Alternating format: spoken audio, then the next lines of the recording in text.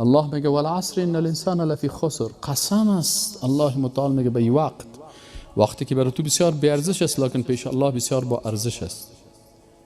الله قسم یاد میکنه به وقت در چندین جای قرآن و در اینجا مشخصا به عصر قسم یاد میکنه که انسان در زیان و نقصان است مگر کسی که 3 شرط در وجودش موجود باشه: ایمان است، اعمال صالحه است و دعوت به حق و به خیر است.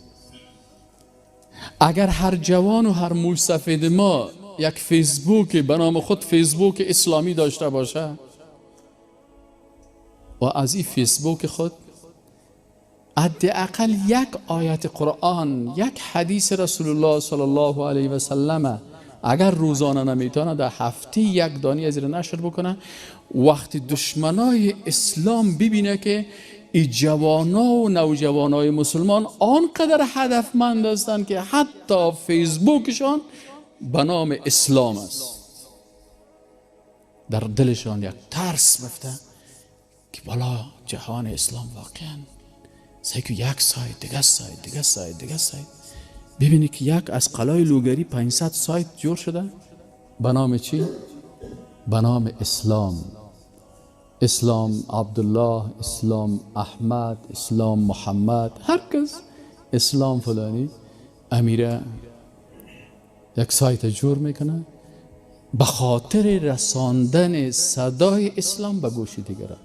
این کار خواد کردین انشاءالله. و اینجاست بعضی اوقات وقتی یک استاد یک دعوت میده برای یک کس، دعوت از او اقدر تأثیر نمیکنه سر دیگر جوانا، لکن اگر شما جوانای بیدار و هدفمند شما میخیزین پیام اسلام برای دیگر دوستایتان میرسانین، زود اونا متاثر میشه. یک استاد که ما بود در شرایط و یک روز گفت یک بچه ما بود، گفت هر قدر میگفتمش نماز بخوان مانده شدم سر نماز نامد. بسیار گفت نه به زدن شد، نه به دوستی شد، نه به هیچ. لکن گفت یک روز سعی میکنم که بچه ما وضو کرده نماز خوانده میره. او بچه من خود تو را 100 دفعه گفتم نماز بخوان نمیخواندی، چطور شد که یک دفعه خود جای نماز گرفتی و رفتی نماز میخوانی؟ گفت والا یک رفیق من که همسن من هست او برای من یک پیام نوشته کرده بود، پیام از او سر من تاثیر کرد و من چی شدم بعد از این انشاءالله تعالی نماز خدا قضا نمیکنم. آیا تو جوان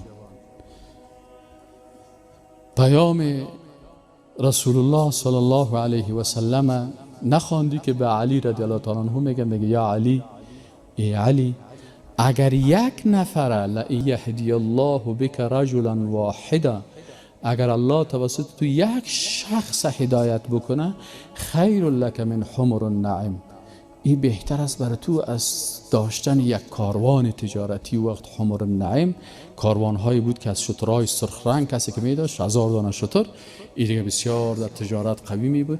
میگه فضمی کاروان تجارتی کردن، برای تو چی بهتر است که یک نفر توسط تو الله را بشناسن. بسیاری جوانان انگلیسی را میفهمن، به انگلیسی به خارجی ها دعوت بتین، بگو فلانی مسلمان شو، بیا کلمه بخوان، بیا قرآن عظیم شان بخوان. والعصر ان الانسان لفی خسر الا الذين آمنوا وعملوا الصالحات وتواصوا بالحق وتواصوا بالصبر.